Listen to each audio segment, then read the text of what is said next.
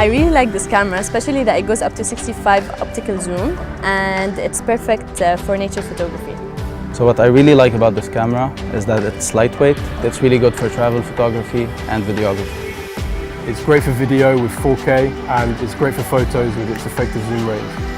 I think the guys in the group this morning really took well to the camera. The pictures we were taking in the Green Planet with the animals was perfect for this type of camera.